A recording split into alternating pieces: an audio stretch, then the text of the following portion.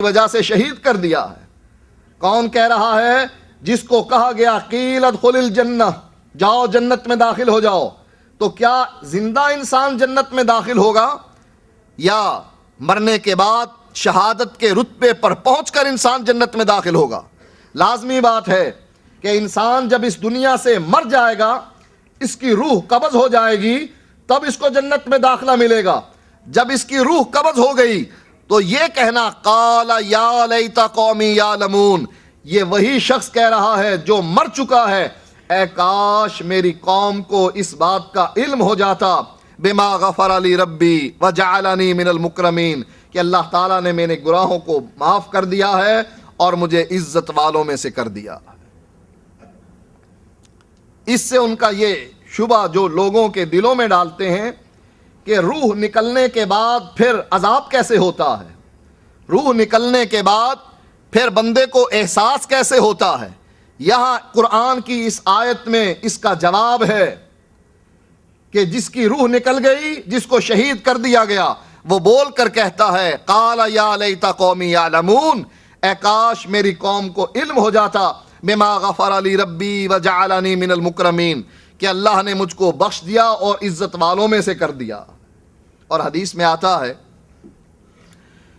قرآن کی اس آیت کی تشریح اللہ کے نبی علیہ الصلاۃ والسلام فرماتے ہیں کہ جب بندے کی روح قبض کر لی جاتی ہے، اس کو کندھوں پر اٹھا لیا جاتا ہے، یہ کہتا ہے اگر نیک ہے کہتا ہے قدمونی قدمونی، مجھ کو لے چلو مجھ کو لے چلو، الدنیا سجن المومن و جنت الکافر، مومن کے لیے یہ دنیا قید خانہ ہے، اس قید خانے سے رہائی کے بعد وہ کہتا ہے قدمونی قدمونی، مجھ کو لے چلو مجھ کو جلدی لے چلو۔ اور جنت ہے کافر کی، یہ دنیا جنت ہے کافر کی، کافر کو جب اٹھایا جاتا ہے کندھوں پر تو وہ کہتا ہے کہاں لے کر جا رہے ہو؟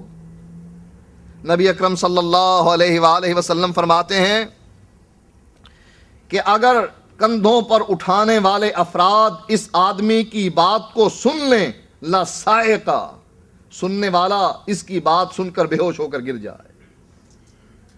ثابت ہوا کہ قرآن میں بھی مردے کا بولنا ثابت ہے اور حدیث میں بھی مردے کا بولنا ثابت ہے۔ جھگڑا ان لوگوں کا اس قبر پر ہے کہ یہ گڑھا، اس کو قبر نہیں مانا جاتا۔ ان کے نزدیک کہیں آسمانوں پر ایک قبر بنائی جاتی ہے جس کو برزخ کہا جاتا ہے، اور اس برزخ میں ایک گڑھا کھودا جاتا ہے جس میں مردے کو دفن کیا جاتا ہے۔ کہتے ہیں یہ قبر نہیں ہے بلکہ کہیں اور قبر ہے۔ اور اس عقیدے کو ثابت کرنے کے لیے یہ ہندوؤں کا عقیدہ ماننے پر مجبور ہیں۔ ہندوؤں کا عقیدہ یہ ہے کہ انسان مرنے کے بعد ایک نئے روپ میں آتا ہے، نیا جسم لے کر آتا ہے، اسی لیے مرنے والے کو کہا جاتا ہے کتا بن کر نہ آنا، سور بن کر نہ آنا، کوئی اچھی شکل لے کر آنا۔ ان لوگوں کا عقیدہ یہ ہے کہ مرنے والے کو ایک نیا جسم دیا جاتا ہے اور اس جسم پر عذاب ہوتا ہے، اس سے سوال ہوتا ہے، اس سے پوچھا جاتا ہے کہ تم نے یہ بدکاری کیوں کی، تم نے چوری کیوں کی، تم نے اللہ کے ساتھ شرک کیوں کیا۔ اب وہ جس کو خود بنایا ہے اللہ تعالیٰ نے، وہ کہے فرشتوں سے کتنے ظالم ہو تم، مجھے ابھی تم نے تشکیل دیا ہے، میرے جسم کو تم نے ابھی بنایا ہے اور مجھ سے یہ پوچھ رہے ہو چوری کیوں کی؟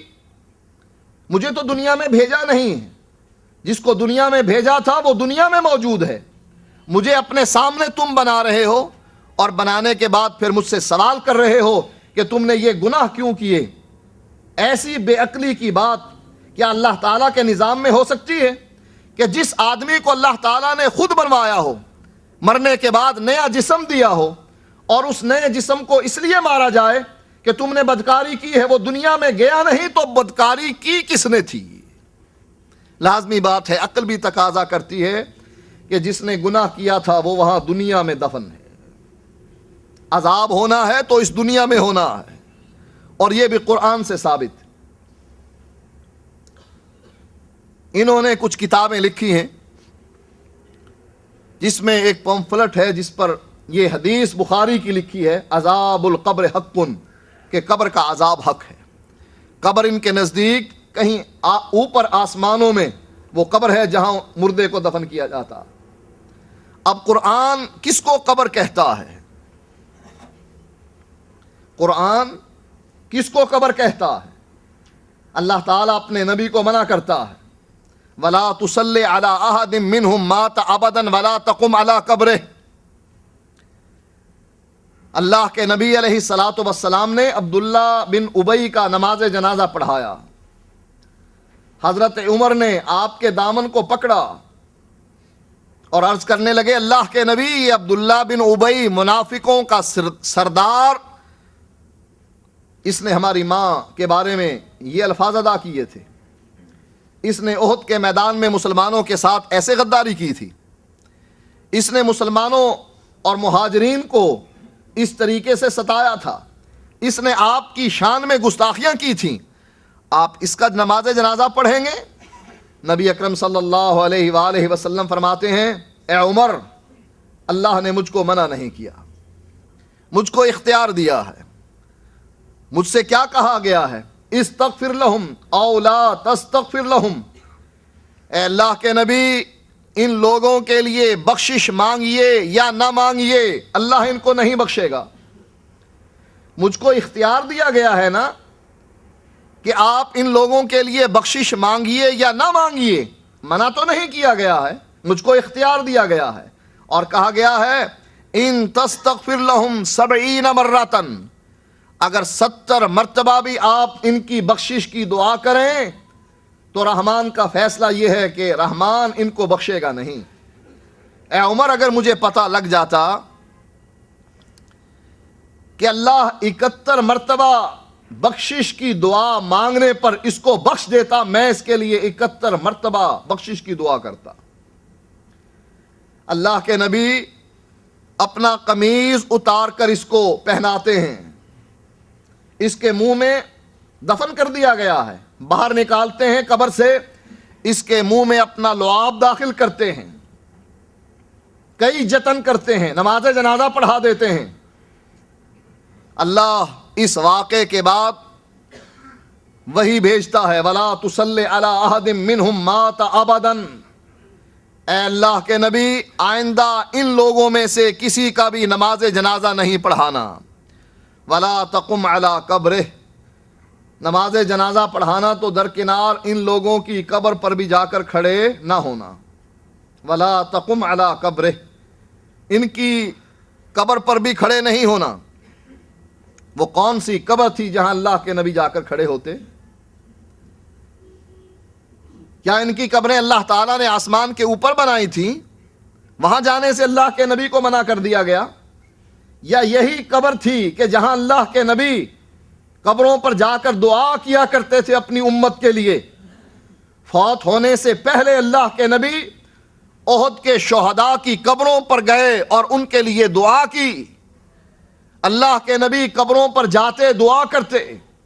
ایک بڑھیا جو مسجد کی صفائی کیا کرتی تھی فوت ہو گئی، اللہ کے نبی نے پوچھا، وہ بڑھیا نظر نہیں آتی، عرض کرنے لگے اللہ کے نبی ان کو دفن کر دیا گیا۔ کہا مجھ کو بتلایا کیوں نہیں؟ کہا اللہ کے نبی رات کی تاریکی میں آپ کو تنگ کرنا مناسب نہ سمجھا اور ہم نے اس کو رات کو دفن کیا۔ آپ نے فرمایا مجھے اس کی قبر پر لے جاؤ، دلونی علی قبرہا، مجھ کو اس کی قبر پر لے جاؤ۔ نبی اکرم صلی اللہ علیہ وآلہ وسلم اس کی قبر پر پہنچے اور قبر پر جا کر نماز جنازہ پڑھی اور فرمایا میری دعا ان کی بخشش کا سبب بنتی ہے، او کما قال۔ لہذا ثابت یہ ہوا کہ اللہ کے نبی اسی گڑھے کو قبر کہتے ہیں، زورو قبورکم۔ اللہ کے نبی نے فرمایا اپنی قبروں کی زیارت کرو، اس لیے